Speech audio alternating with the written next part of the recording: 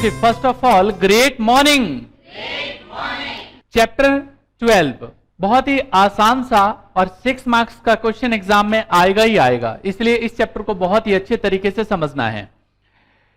Chapter number 12, chapter का नाम है लीनियर प्रोग्रामिंग प्रॉब्लम। एक होता है हमारे पास ऑब्जेक्टिव फंक्शन। ये जो ऑब्जेक्टिव फंक्शन है क्वेश्चन में बोलेगा या तो मैक्सिमाइज करो या फिर मिनिमाइज करो, ऐसा क्वेश्चन में बताया जाएगा और बोला जाएगा कि मैक्सिमाइज और मिनिमाइज करना होता है। ये होता है हमारा ऑब्जेक्टिव फंक्शन। क्या होता है जी हमारा? एक होता है सब्जेक्ट टू कंस्ट्रेंट, इसको बोलते हैं हम लोग हेल्पिंग हैंड्स। ये इनकी हेल्प से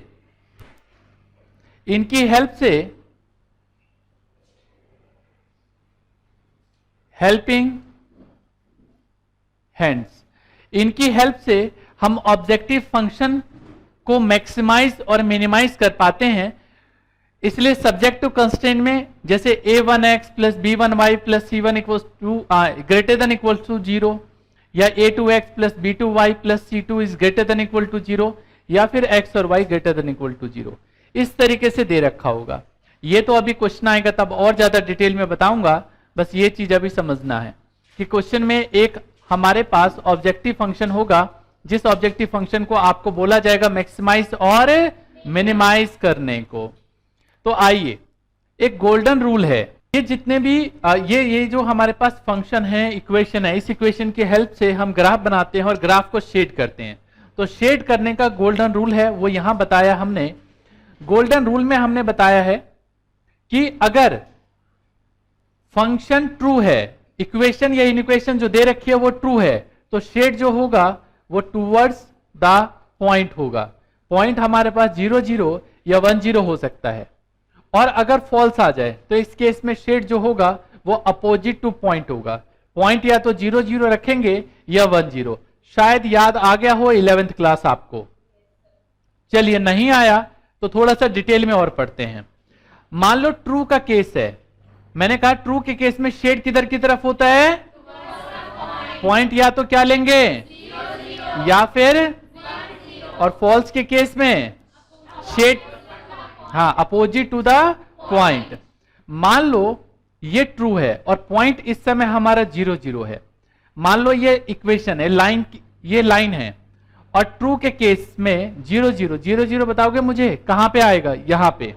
तो मैंने कहा ट्रू के केस में जो शेड होगा वो टूवर्ड्स द पॉइंट, मतलब ये इधर की तरफ, पॉइंट की तरफ, ये पॉइंट है, पॉइंट की तरफ। मान लो ये लाइन बनती है और ट्रू केस है, तो ट्रू केस में 0 0 यहां है, इधर की तरफ शेड होगा। इसी तरीके से अगर मान लो ये ट्रू है, 0 0 यहां है, शेड इधर की तरफ होगा। मान लो ये लाइन बनती है और ट्रू है ये, तो पॉइंट यहां है 0 0, शेड इधर की तरफ होगा। क्लियर है जी? तो ये शेडिंग ऑप्शन है हमारे पास। डन। इसी तरीके से अगर मान लो हमने पॉइंट 1 0 पुट कर रखा है, आपको बता दूं 1 0 तब पुट करना होता है जब हमारी लाइन ओरिजिन से पास होके जाए। कहां से होके जाए? ओरिजिन से। पॉइंट 1 0 1 0, x की वैल्यू 1, y की वैल्यू 0, यहां पे आएगा। ट्रू की कंडीशन है, शेड किधर की तरफ होगा? पॉइंट की तरफ। मान लो ये लाइन है और पॉइंट यह है, शेड किधर की तरफ होगा? Towards the point. किधर की तरफ? Towards the point. क्लियर है जी?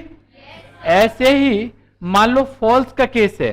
किसका केस? फॉल्स का। और पॉइंट है हमारा 0 0। मान लो ये फॉल्स है और ये देख सकते हो, तो शेड किधर की तरफ?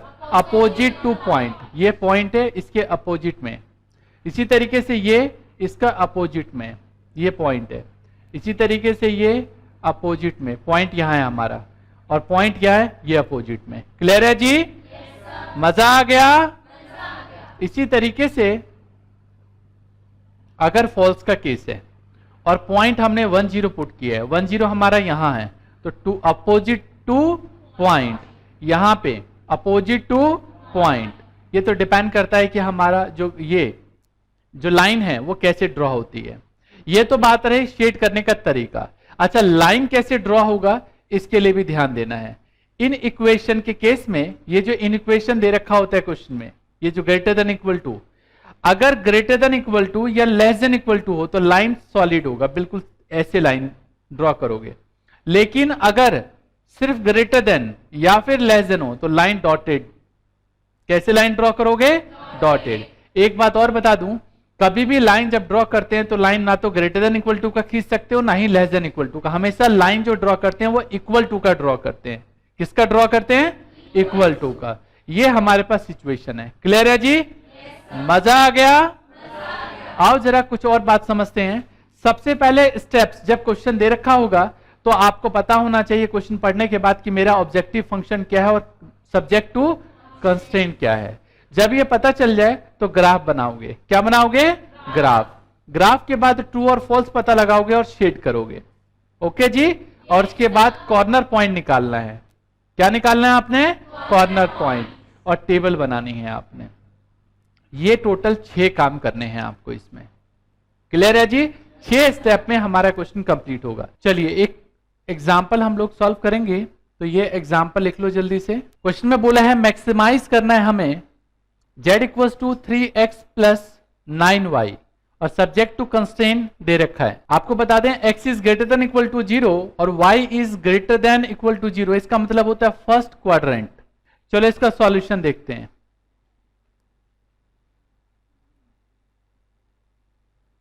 साथ के साथ नोट करो।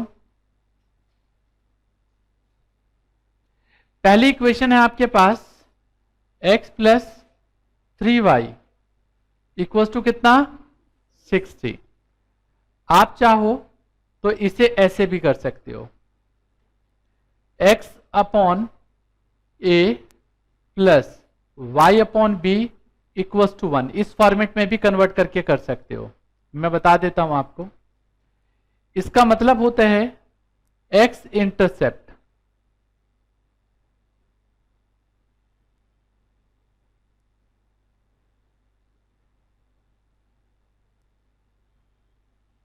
और ये जो है ये y इंटरसेप्ट है।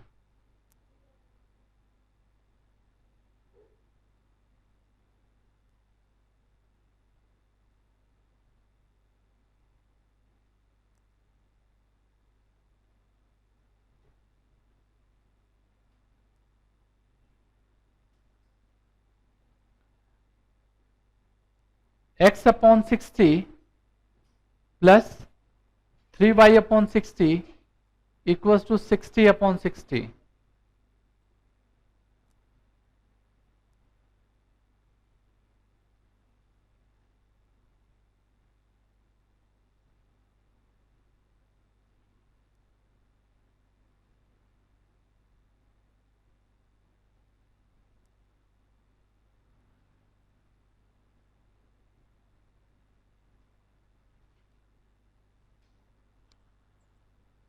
हो गया? That means x upon 60 plus y upon 20 equals to कितना? 1। अगर ऐसे नहीं बनाना चाहते, मुझे तो ग्राफ बनाना है, अगर आप ऐसे नहीं करना चाहते तो एक दूसरा भी तरीका है। बचपन याद दिलाता हूं मैं आपको। ऑल्टरनेट।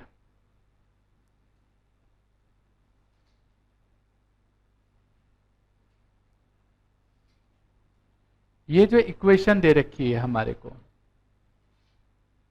डब्बे बना के सीखे हैं? बनाओ डब्बा।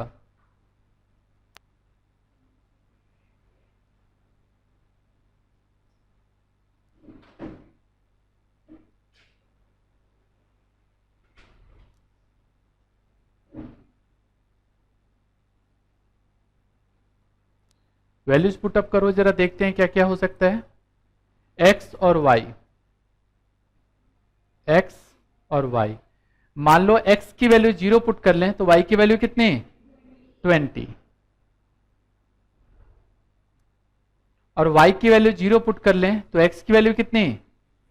60। एक ये भी तरीका है, मर्जी है आपकी। दोनों में से कोई भी तरीका फॉलो कर सकते हो, मेरा काम तो बताना था। पहली इक्वेशन क्लियर है? चलो दूसरी इक्वेशन को भी ड्रॉ करते हैं जरा। दूसरी इक्वेशन में दे रखा है x इक्वल टू कितना? y। इसे तो बॉक्स से ही बना सकते हो क्योंकि ये लाइन ओरिजिन से होती हुई जाने वाली है। ये लो, अगर मैं x 0 पुट करूं तो y 0 है ना जी। और अगर x 30 तो y भी कितना आएगा 30 आएगा। हेलो, हो गया? दोनों ड्रॉ हो गए, ये हो गया, ये हो गया। नहीं नहीं, एक रह गया यार, एक रह गया है, पता है कौन सा? हाँ जी, x plus y equals to 10। जल्दी कंप्लीट करो।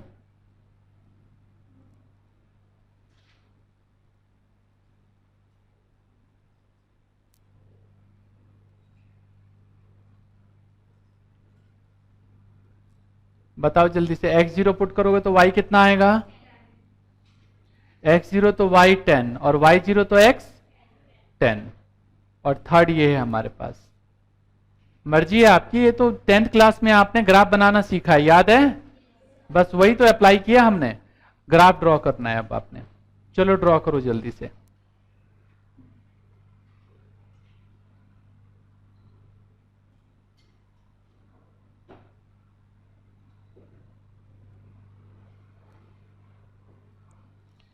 ये x, ये x डैश, ये y और ये y डैश।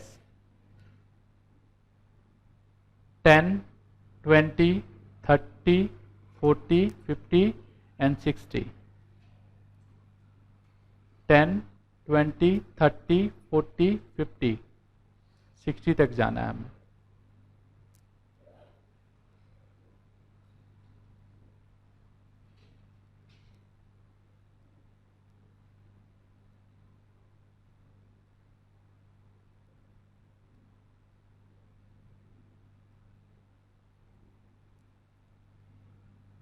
टेन, 20, 30, 40, 50 और 60, ये y और ये y डैश। पहले का बताओगे क्या है? x0, चाहो तो आप ये इससे भी कर सकते हो, x को 60 पे और y को 20 पे, कैसे भी कर लो। चलो मैं x 60 y 20 ले लेता हूं। x को 60 पे और y को 20 पे, x को 60 पे और y को 20 पे इसने कट किया, तो लाइन हमारी ड्रॉ होगी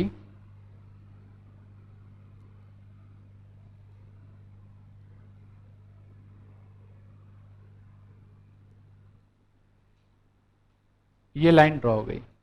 इसकी इक्वेशन लिखनी जरूरी है, x plus 3y equals to 60। दूसरे में जो बॉक्स बना है, चाहो तो इससे भी कर सकते हो, मर्जी है आपकी। दूसरे में x प्लस वाई 10, x0 तो y 10, x की वैल्यू 0 और y की वैल्यू 10, x की 0 y 10, कौन सा पॉइंट आएगा जी? ये वाला, x0 y 10। अगला क्या है हमारे पास यहां पे? x 10 y 0, x की वैल्यू 10 और y की वैल्यू 0, ये वाला पॉइंट। इन दोनों पॉइंट को मिला दो।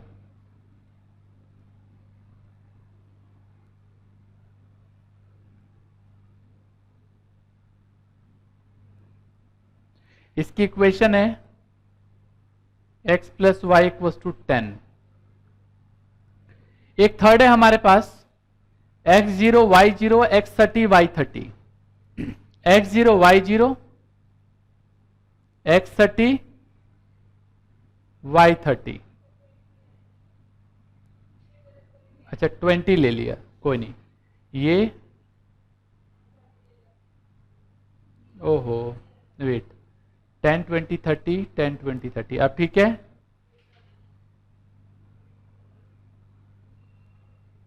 ये लो, that means x equals to y।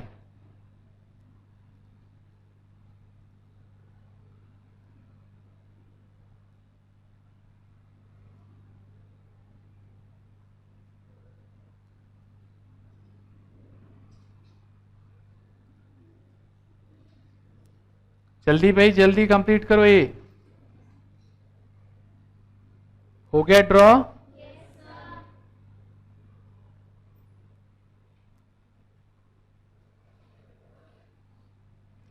ये हमारी लाइनें बन गई, थोड़ा सा मैंने डार्क कर दी है। चलो जरा स्टेप पे नजर मारें। स्टेप मैंने सबसे पहले बताया था, ऑब्जेक्टिव फंक्शन क्या है, हमारा जेड है, चलो समझ में आ गया। सब्जेक्ट टू कंस्ट्रेंट पहले से दे रखा है और ऑब्जेक्टिव फंक्शन भी दे रखा है। ग्राफ बना लिया, ट्रू फॉल्स फॉल्स का पता लगाओ कि ट्रू फॉल्स क्या होने वाला है। तो सबसे पहले हमारे पास 3 इनइक्वेशन है। सॉलिड लाइन इसलिए बनाई क्योंकि लेस देन इक्वल टू है, ग्रेटर देन इक्वल टू है। इन तीनों में वैल्यूज पुट करो और पता लगाओ जल्दी, fast.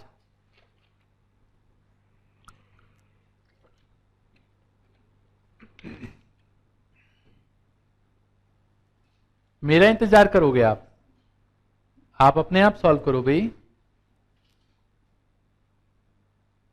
Put 0 0 in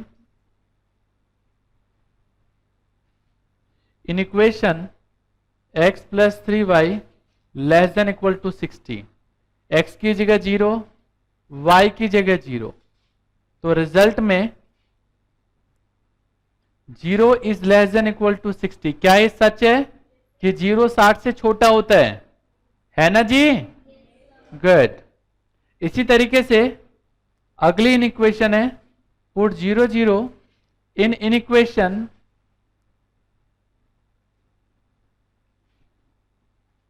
x plus y greater than equal to 10। 0 plus 0 greater than equal to 10। 0 greater than equal to 10 सरासर गलत है। 0 10 से बड़ा नहीं होता है। और अगला है हमारे पास, आपको बता दूं जो नेक्स्ट लाइन है वो 0 से होके जा रही है, तो इसलिए इसमें आप पुट x की वैल्यू 1 और y की 0 in equation x is less than equal to y, 1 is less than equal to 0, false.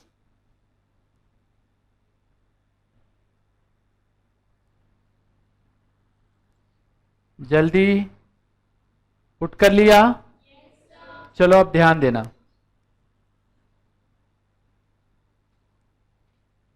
ध्यान दीजिए।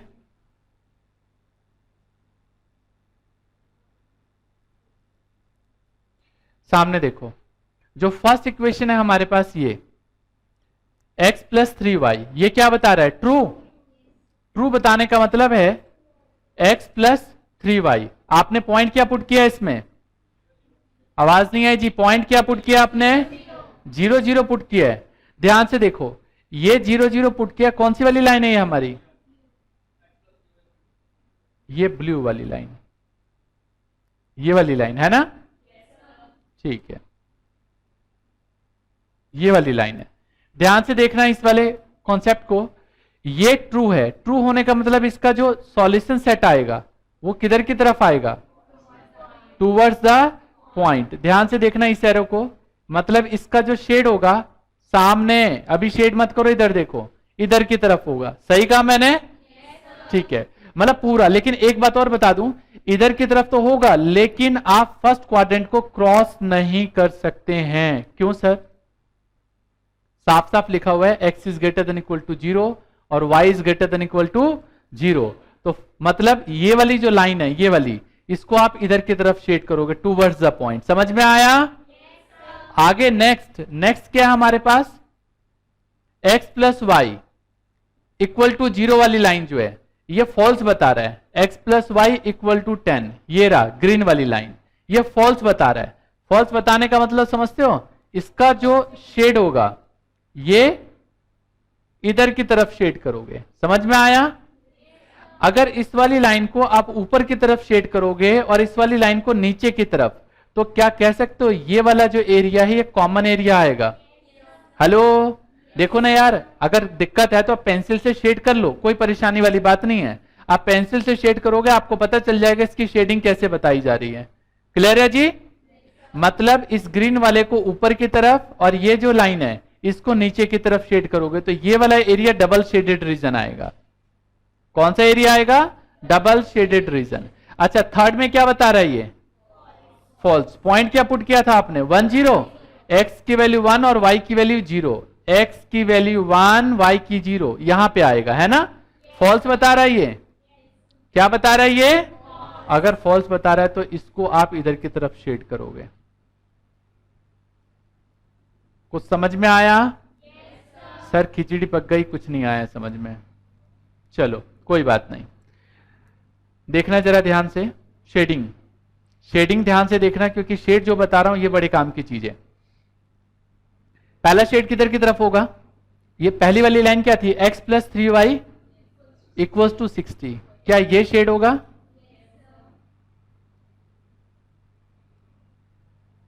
कोई दिक्कत? नो। अगला क्या बता रहा है आपको? नेक्स्ट वाली लाइन कौन सी थी? ग्रीन वाली। इसको शेड किधर की तरफ करोगे आप?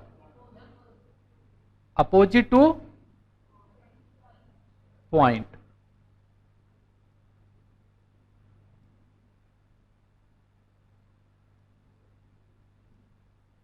क्या आपको नहीं लगा कि ये शेड ऐसे होगा? हेलो,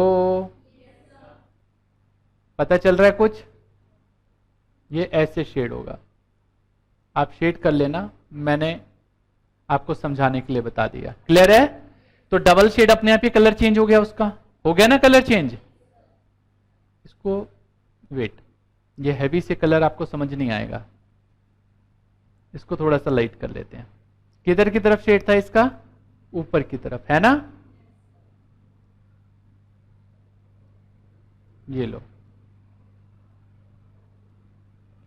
ये शेडिंग ना कई बच्चों को क्लियर नहीं हो पाती, इसलिए इतना डेप्थ में बताया है हमने। सर आपने उस ग्रीन वाली लाइन को टच क्यों नहीं किया? अभी बताया तो यार, ग्रीन वाली लाइन टच नहीं कर सकते क्योंकि कौन सा क्वाड्रेंट बोला उसने? फर्स्ट क्वाड्रेंट बोला है। कोई दिक्कत यहां तक? नो। चले आगे। तो ये वाला जो एरिया वो डबल शेड में आ रहा है। अब क्या कह रहा है क्वेश्चन में? थर्ड वाली जो लाइन है, ये वाली, इस वाली लाइन का शेड किधर की तरफ है? अपोजिट। ध्यान से देखो, तो क्या ये शेड होना चाहिए?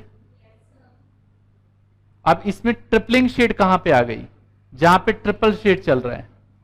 आप कह सकते हो ये वाला जो एरिया वो ट्रिपल शेड का है या नहीं? देखो ये जो एरिया है ये ट्रिपल शेड का एरिया आ रहा है, ये वाला एरिया। और अगर ये एरिया ट्रिपल शेड का है तो ये हमारा सॉल्यूशन सेट है। क्या है ये? Solution set. तो ये तो समझाने के लिए बताया है। आप जब शेड करोगे तो फाइनली सिर्फ ये वाला एरिया शेड करोगे। आपको मतलब ही सिर्फ इसी एरिया से मेन। सबको समझ में आ गया होगा ये एरिया शेड में कैसे आया? ठीक है। प्रॉब्लम ये है डियर, इस वाले एरिया में एक ये पॉइंट है, एक ये पॉइंट। इस वाले पॉइंट को ए बोल दूं, ये वाला जो पॉइंट है इस वाले पॉइंट को बी, इस वाले पॉइंट को सी और इस वाले पॉइंट को डी। और ये चारों पॉइंट चाहिए, इसको बोलते हैं कॉर्नर पॉइंट। क्या बोलते हैं इसको? ये जरूरी है, कॉर्नर पॉइंट कैलकुलेट करना पड़ेगा। अच्छा ए पॉइंट तो मैं अभी बता दूंगा, x की वैल्यू 0 और y की वैल्यू 10। इसमें तो घबराने वाली बात है ही नहीं। ठीक है, देखो दो पॉइंट तो मैं अभी बता दूंगा आपको। कॉर्नर पॉइंट नोट नहीं करना, सामने देखो, a है 0 10 और एक d पॉइंट मैं अभी बता दूंगा आपको। ये देख रहे हो d, x की वैल्यू 0 और y की वैल्यू 20। तो x की वैल्यू 0 और y की वैल्यू 20। बट प्रॉब्लम तो मेरी वहां शुरू हो गई जब ये b पॉइंट नहीं पता। सर नीचे लाइन ड्रॉ कर लेते हैं और इधर लाइन ड्रॉ कर लेते हैं, इससे पता चल जाएगा।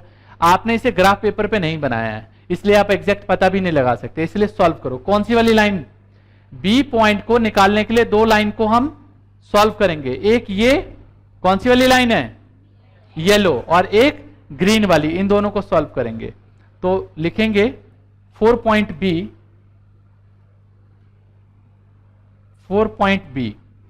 बी पॉइंट के लिए आपको दो इक्वेशन सॉल्व करनी पड़ेगी।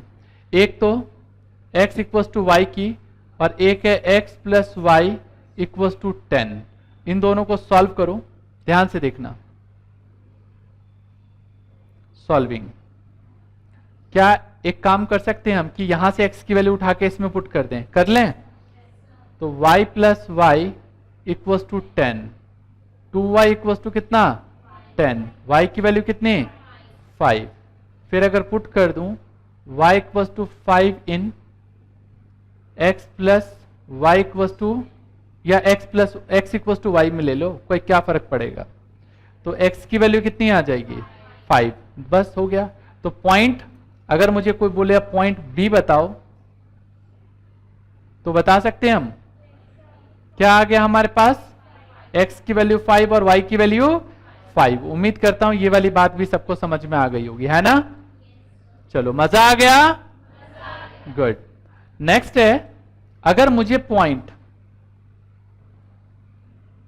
C चाहिए तो ये भी ऐसे नहीं सॉल्व कर सकते। देखो ये रहा पॉइंट C, ये वाली line x plus 3y equals to 60 और येलो वाली line x equals to y, तो इन दोनों को सॉल्व करना पड़ेगा। तो इसलिए 4 पॉइंट C,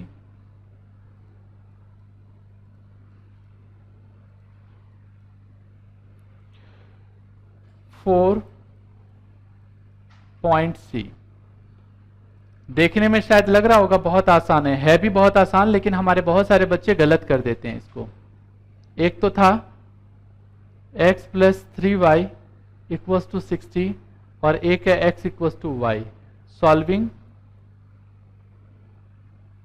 जैसे हम इनको सॉल्व करेंगे तो x इक्वल्स टू y की वैल्यू वहां पुट कर लो, तो y plus 3y equals to 60, 4y equals to 60, y की वैल्यू कितनी 15, put y equals to 15 in x equals to y, तो x इक्वल्स टू कितना आ गया 15।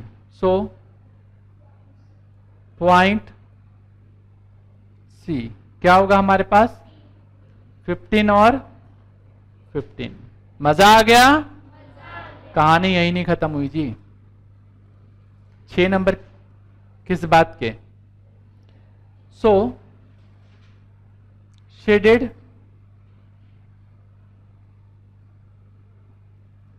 Reason ABCD is the required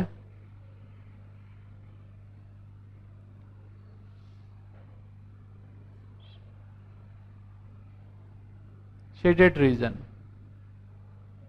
पहली बात। दूसरी बात, सारे कॉर्नर पॉइंट निकल गए। चलो अगर सारे कॉर्नर पॉइंट निकल गए तो मेन अब ऑब्जेक्टिव फंक्शन के ऊपर काम करेंगे। यहां लिखेंगे हम कॉर्नर पॉइंट,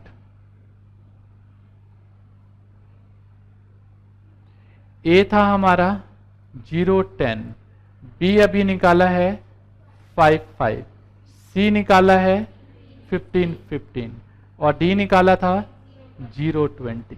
कोई डाउट जी? जेड दे रखा है क्वेश्चन में, कितना बता रखा है z? Z equals to 3x plus 9y। ध्यान से देखना, 3 इंटू 0 प्लस 9 इंटू 10, समझ में आया कुछ क्या? 3 इंटू 5 प्लस 9 इंटू 5, सॉल्व कर लेना। ये 3 into 15 plus 9 into 15 180, 3 into 0 plus 9 into 20, result कितना आया 180। क्या पता चल रहा है इससे, जानते हो? इससे ये समझ में आ रहा है कि ये जो हमारा फंक्शन है, मतलब जो ये दे रखा है, वो दोनों के दोनों 2 पॉइंट पे मैक्सिमम होंगे। कौन से 2 पॉइंट पे? 15 15 पे और दूसरा 0 20 पे मैक्सिमम होंगे। क्लियर है जी? ये मेन आंसर होता है, यहां तक निकालना होता है। सो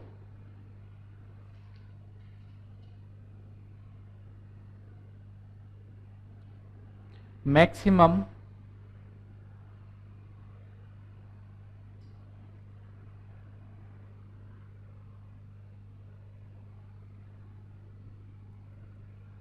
value of z is 180, which occurs at 2 points C 15 15 and D 0 20। 2 point पे मैक्सिमम वैल्यू अराइज होती है। होम फन में क्वेश्चन नंबर 1 to 10 और एग्जाम्पल 4 and 5 बड़े आराम से कर सकते हैं। सारे के सारे क्वेश्चन ऐसे ही हैं, और मैंने आपको एग्जाम्पल भी अपनी तरफ से जो बताया वो इस तरीके से बताया ताकि आपको कोई दिक्कत ना हो। चलिए, उम्मीद करता हूं आज वाली क्लास को आप सभी ने खूब इंजॉय किया होगा। तो कंटिन्यू करेंगे हम लोग नेक्स्ट क्लास में। तब तक के लिए all the best, take care, जय हिंद, जय भारत।